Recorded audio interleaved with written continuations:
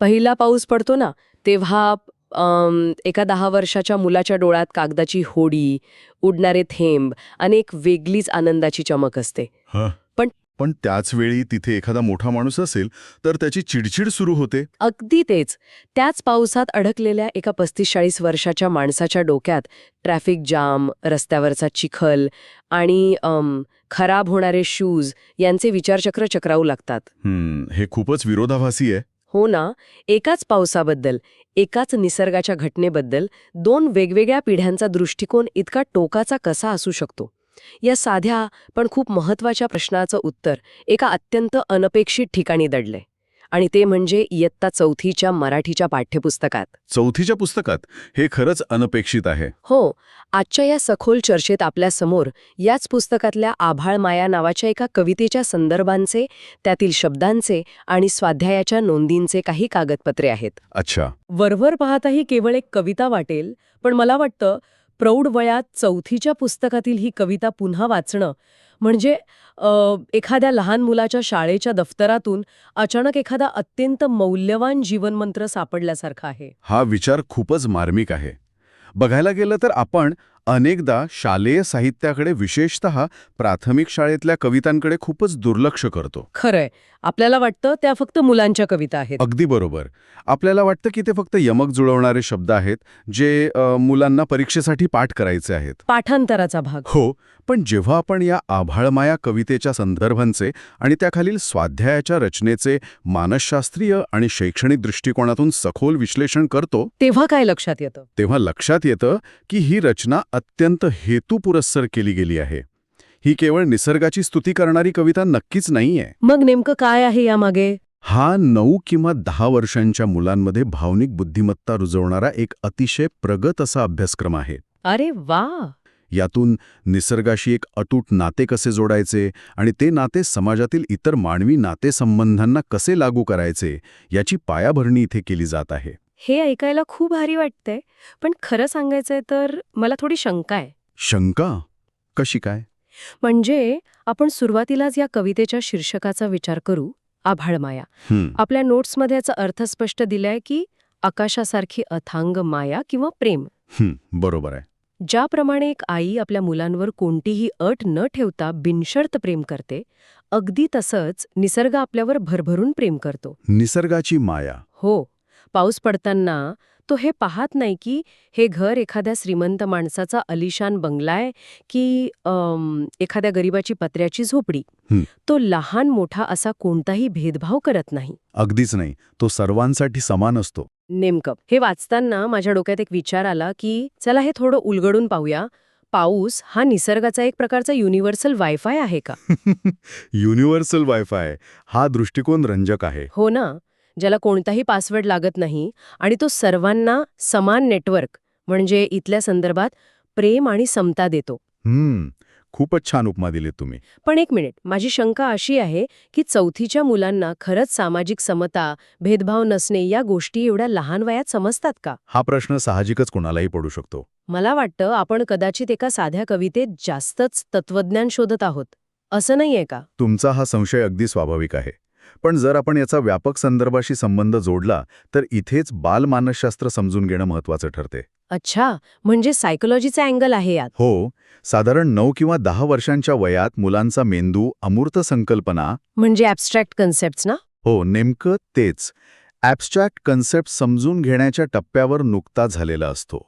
तुम्ही जर या वयाच्या मुलाला समोर बसवून सामाजिक समता किंवा घटनेने दिलेला समतेचा अधिकार यावर लेक्चर दिले तर ते नक्कीच त्यांच्या डोक्यावरून जाईल. अगदी 100% डोक्यावरून जाईल.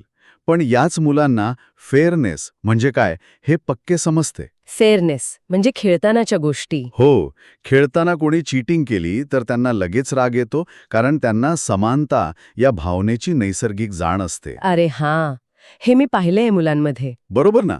जेव्हा कवी निसर्गाचं उदाहरण देतो की आभाळ सर्वांना सारखंच पाणी देतं, तेव्हा अत्यंत साध्या, दृश्य आणि नैसर्गिक गोष्टीतून समानतेचा हा मोठा धडा त्यांच्या मेंदूत पक्का होतो. म्हणजे निसर्ग हा त्यांच्यासाठी सर्वात मोठा आणि निष्पक्ष असा न्यायाधीश बनतो. अगदी बरोबर. या कृतीतून मुले नकळतपणे शिकतात की खऱ्या प्रेमात किंवा खऱ्या मायेत कोणताही दुजाभाव नसतो. म्हणजे आपण हे तत्वज्ञान त्यांच्यावर लादत नाही हो. नाही, आपण निसर्गाच्या माध्यमातून ते त्यांच्या परिचयाच्या भाषेत अनुवादित करत आहोत. अच्छा.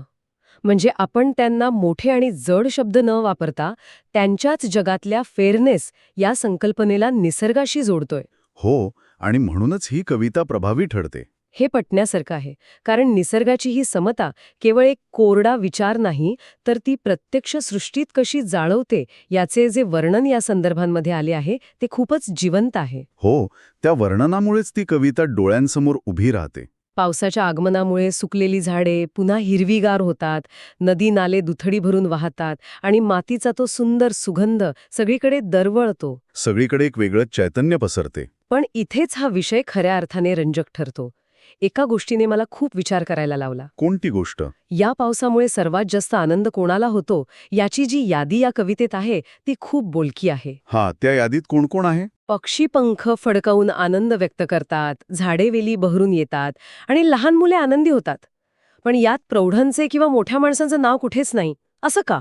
हा, खूपच निरीक्षण करण्यासारखा मुद्दा आहे. हे निसर्गाचे आणि निष्पाप मनाचे थेट कनेक्शन आहे की कवीला वाटतं की मोठ्या माणसांना पावसाचा आनंद घेण्याचा अधिकारच उरलेला नाही. इथे सर्वात लक्षवेधी गोष्ट म्हणजे कवीने अत्यंत जाणीवपूर्वक केलेली ही निवड आहे आणि त्यामागे खोल अर्थ दडलेला आहे. जाणीवपूर्वक म्हणजे मुद्दाम मोठ्या माणसांना वगळलंय. हो, तुम्ही जर लहान मुले, पशुपक्षी आणि झाडे यांच्यातील एक समान धागा शोधलात तर तुमच्या लक्षात येईल की हे तिन्ही घटक निसर्गाशी पूर्णपणे एकरूप झालेले असतात. अच्छा. आणि सर्वात महत्त्वाची गोष्ट म्हणजे ते वर्तमानात जगतात.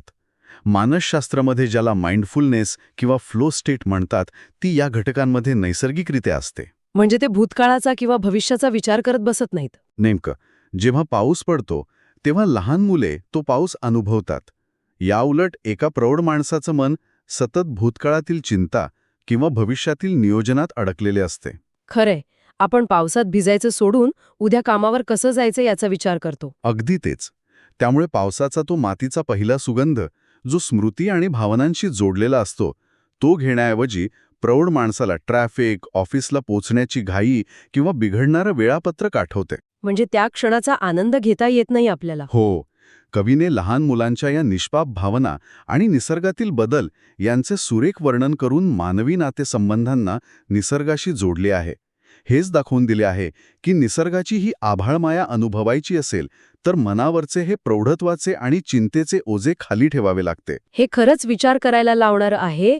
म्हणजे आपल्याला आनंद लुटण्यासाठी आधी मोठेपणाचे ओझे बाजूला ठेवावे लागते. अगदी बरोबर. हे सगळं तत्वज्ञान एका बाजूला आणि दुसरीकडे हा सगळा भावार्थ विद्यार्थ्यांपर्यंत पोचवण्यासाठी या पुस्तकात ज्या शब्दांचा वापर आणि व्याकरणाचा खेळ केलाय तोही तितकाच रंजक आहे. हो, व्याकरणाचा भाग या स्वाध्यायात खूप महत्वाचा आहे. आपल्या संदर्भांमध्ये व्याकरणाचा एक मोठा भाग आहे. समानार्थी शब्द आहेत, जसे की आभाळ ला आकाश किंवा नभ, माया ला प्रेम किंवा जिव्हाळा. आणि यमक जुळणारे शब्द आहेत, माया काया, पाणी गाणी, न्हाली आली. मुलांनाही खूप आवडतं. हो ना, मला नेहमी वाटतं की हे यमक जुळणारे शब्द म्हणजे मुलांसाठी त्या काळातले कॅची पॉप सॉंग्स असतात. कॅची पॉप सॉंग्स, हे छान होतं. हो, ते एकदा ऐकले की डोक्यातून जातच नाहीत, सतत गुणगुणावेसे वाटतात. पण इथे मला तुम्हाला एक थेट प्रश्न विचारायचा आहे. विचारा ना. या स्वाध्यायात विरुद्धार्थी शब्दांचा एक भाग आहे, जिथे माया विरुद्ध द्वेष किंवा मत्सर आणि आनंद विरुद्ध दुःख असे शब्द दिले आहेत. बरोबर. यमक जुळणारे शब्द ठीक आहेत, ते लक्षात राहतात. पण माया विरुद्ध द्वेष हे असं जोड्या लावून शिकवण्याने खरंच कुणाच्या वागणुकीत बदल होतो का?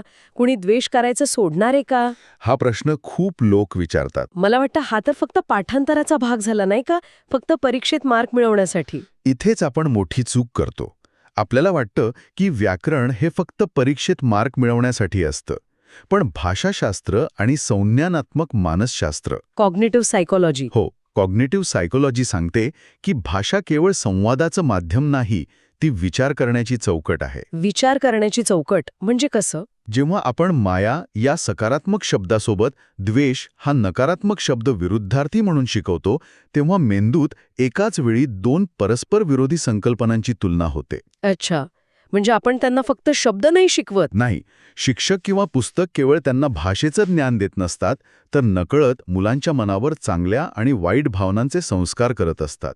म्हणजे चांगल्या वाईट गोष्टींमधला फरक. हो, माया ही एक सकारात्मक ऊर्जा आहे आणि त्याच्या विरुद्ध असणारा द्वेष हा चुकीचा किंवा नकारात्मक आहे, हे वर्गीकरण त्यांच्या मेंदूत अगदी लहान वयात स्पष्ट होते. अरे वा. कोणतीही मोठी नैतिकतेची भाषणे न देता केवळ व्याकरणाच्या माध्यमातून मुलांच्या मेंदूचं वायरिंग योग्य पद्धतीने केले जाते. पण मग यासाठी केवळ माया हा शब्द पुरेसा नव्हता का?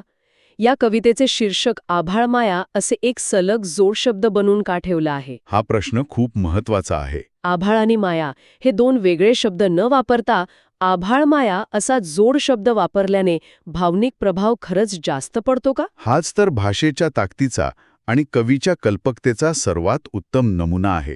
हा केवळ एक जोड शब्द नाही, तर ती एक मानसशास्त्रीय युक्ती आहे. युक्ती म्हणजे कशी? आभाळ ही या जगातील सर्वात विशाल, सर्वांना दिसणारी आणि भौतिक गोष्ट आहे.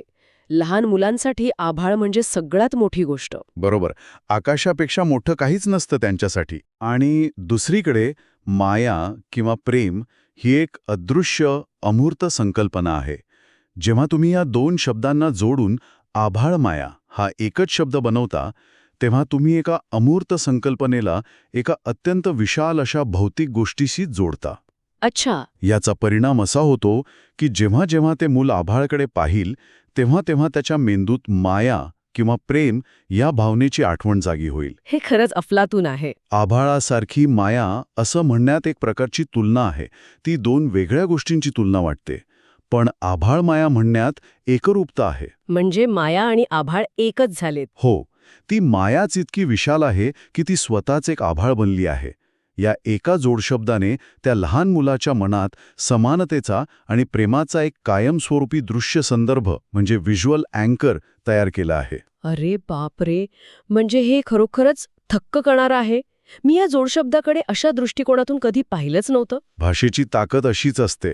शब्द केवळ संवाद साधत नाहीत, तर ते माणसाचे चारित्र्यही घडवतात आणि जगाकडे पाहण्याचा एक कायमस्वरूपी दृष्टिकोन तयार करतात. अगदी बरोबर.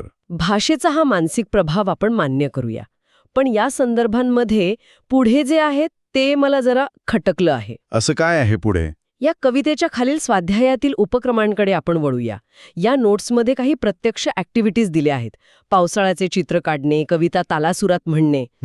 हे तर नेहमीचे उपक्रम आहेत. हो, आणि तुम्हाला पाऊस का आवडतो यावर वर्गात चर्चा करणे आणि माझा पावसाळ्यातील अनुभव असे निबंध लिहिणे. हे सगळं एकदम गोड आणि छान वातावरणात चाललंय. हो, मुलांच्या वयाला साजेसं आहे. पण या सगळ्यात एक प्रश्न असा आहे जो मला पूर्णपणे वेगळा आणि धक्कादायक वाटला. तो उच्च विचारक्षमता किंवा हायर ऑर्डर थिंकिंग स्किल्स या सदरात मोडतो. ज्याला आपण HOTS म्हणतो. हो, तोच. तो प्रश्न असा आहे, जर पाऊस पडलाच नाही तर काय होईल? हा प्रश्न खूप महत्वाचा आहे. पण मला सांगा, हे तर एखाद्या सस्पेन्स थ्रिलर सिनेमातल्या अनपेक्षित वळणासारखं म्हणजे प्लॉट ट्विस्ट सारखं आहे. एका आनंदी कवितेनंतर अचानक हा असा कोरडा, भयानक आणि दुष्काळाचा विचार मुलांवर लादणं योग्य आहे का? तुम्हाला असं का वाटतं? कारण त्यांची स्वप्नभंग केल्यासारखं नाहीये का हे? अचानक दुष्काळाची भीती का दाखवायची? यामुळे एक महत्वाचा प्रश्न उभा राहतो. वरवर पाहता हा प्रश्न थोडा कठोर वाटू शकतो, पण तो या संपूर्ण अभ्यासक्रमाचा सर्वात महत्वाचा आणि निर्णायक टप्पा आहे. निर्णायक टप्पा म्हणजे तो हवाच होता तिथे. हो, आणि तो का आवश्यक आहे हे समजून घेणं गरजेचं आहे. जेव्हा आपण मुलांना पाऊस का आवडतो हे विचारतो, तेव्हा ते केवळ एका उपभोक्त्याचा किंवा कंझ्युमरच्या भूमिकेत असतात. अच्छा, म्हणजे मला काय मिळतंय या विचारात. हो, त्यांना मिळणाऱ्या आनंदाचा, खेळण्याचा, कागदाच्या होड्या सोडण्याचा ते विचार करतात. ही एक अतिशय आत्ममग्न किंवा सेल्फ सेंटर्ड अवस्था असते. खरंय, फक्त माझा आनंद. पण जेव्हा शिक्षक अचानक विचारतात, जर पाऊस पडला नाही तर काय होईल, तेव्हा ती मुले एका झटक्यात त्या आत्ममग्न अवस्थेतून बाहेर फेकली जातात. म्हणजे तुम्ही म्हणताय की त्यांना मुद्दामून त्या आनंदी जगातून बाहेर काढलं जातं. पण 9-10 वर्षांच्या मुलाला या भीषण वास्तवाचा विचार करायला का लावायचा? कारण याच वयात सहानुभूती किंवा एम्पथी विकसित होण्यास सुरुवात होते. जर पाऊस पडला नाही तर काय होईल या प्रश्नावर विचार करताना ते केवळ स्वतःचा विचार करत नाहीत. मग ते कोणाचा विचार करतात? ते विचार करू लागतात त्या पशुपक्ष्यांचा ज्यांना पाणी मिळणार नाही, त्या सुकणाऱ्या झाडांचा ज्यांना त्यांनी हिरवेगार पाहिले होते आणि बिघडणाऱ्या निसर्गाच्या साखळीचा. बापरे, हा दृष्टिकोन खूपच मोठा आहे. या एका प्रश्नामुळे त्यांच्या विचार प्रक्रियेची कक्षा रुंदावली जाते. ते निसर्गाचे केवळ उपभोक्ते राहत नाहीत, तर ते स्वतःला त्या निसर्गाचा एक महत्त्वाचा भाग, एक स्टेक होल्डर समजू लागतात. म्हणजे त्यांच्यात जबाबदारीची जाणीव निर्माण होते. अगदी बरोबर. त्यांना हे समजते की आपल्याला मिळणारी ही आभाळ माया आपण गृहीत धरून चालणार नाही. जर आपण निसर्गाचा आदर केला नाही तर हे सुंदर संतुलन कायमचे बिघडू शकते. म्हणजे हा प्रश्न त्यांच्यातील केवळ तर्कशक्तीच नाही, तर त्यांच्यातील एका जबाबदार नागरिकालाही जागृत करतो. हो, त्यांना हे जाणीव करून दिली जाते की निसर्गाचे सौंदर्य उपभोगणे जेवढे महत्त्वाचे आहे, तेवढेच त्याचे रक्षण करणेही महत्त्वाचे आहे. चौथीतल्या मुलाला अचानक निसर्गाच्या संतुलनाबाबत विचार करायला लावणे हा या अभ्यासातील सर्वात मोठा टप्पा आहे. हे ऐकल्यावर असं वाटतंय की या एका छोट्या प्रश्नाने संपूर्ण कवितेचा अर्थच बदलून टाकला आहे. हो, कवितेला एका वेगळ्याच उंचीवर नेऊन ठेवले आहे. आणि त्यापुढील जे उपक्रम आहेत, जसे की चर्चा किंवा अनुभव लेखन, ते याच गंभीर विचारांना त्यांच्या वैयक्तिक जीवनाशी जोडण्याचे काम करत असावेत. नक्कीच. म्हणजे वर्गात जेव्हा मुले दुष्काळावर चर्चा करतील किंवा स्वतःचा अनुभव लिहितील, तेव्हा हा विचार फक्त पुस्तकात राहणार नाही, तर तो त्यांच्या अस्तित्वाचा भाग बनेल. ज्ञान जेव्हा अशा अनुभवाशी आणि विश्लेषणाशी जोडले जाते, तेव्हाच त्याचे खऱ्या अर्थाने शहाणपणात रूपांतर होते. अगदी तंतोतंत. या स्वाध्यायाची रचनाच अशी आहे की ती मुलांना केवळ माहिती देत नाही, तर त्यांना स्वतःचे निष्कर्ष काढायला लावते. यातूनच स्वतंत्र विचार करण्याची क्षमता निर्माण होते. म्हणजे ही खूपच सखोल प्रक्रिया आहे. आणि म्हणूनच या नोट्स आपल्याला सांगतात की ही कविता केवळ वाचण्यासाठी किंवा परीक्षेसाठी नसून ती प्रत्यक्ष जीवनात निसर्गाशी आणि आजूबाजूच्या समाजाशी एक संवेदनशील नाते जोडण्यासाठी आहे. खरोखरच आपण सुरुवातीला म्हटल्याप्रमाणे चौथीची आभाळ माया ही कविता फक्त आणि फक्त पावसाचं एक साधं वर्णन अजिबात नाहीये. मुळीच नाही. ती समता, अथांग आणि बिनशर्त प्रेम, निसर्गाचे नाजूक संतुलन आणि एक अतिशय प्रगल्भ शब्दसंपदा शिकवणारा एक परिपूर्ण आणि सर्वांगीण धडा आहे. होय. या सखोल चर्चेतून या कवितेचे जे वेगवेगळे मानसशास्त्रीय आणि शैक्षणिक स्तर उलगडले आहेत, ते खरोखरच विचार करायला लावणारे आहेत. भाषिक सौंदर्य आणि पर्यावरणीय जाणीव यांचा इतका अचूक संगम आणि तोही इतक्या साध्या पातळीवर हे खूप कमी वेळा पाहायला मिळतं. आणि हेच या शैक्षणिक रचनेचं यश आहे.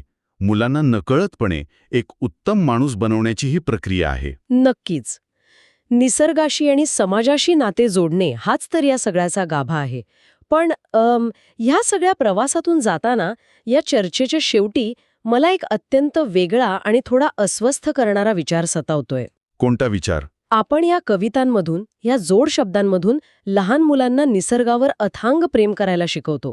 त्यांना सांगतो की निसर्ग हा आभाळ मायेने भरलेला आहे, तो सर्वांना समान मानतो आणि तोच आपला खरा रक्षक आहे.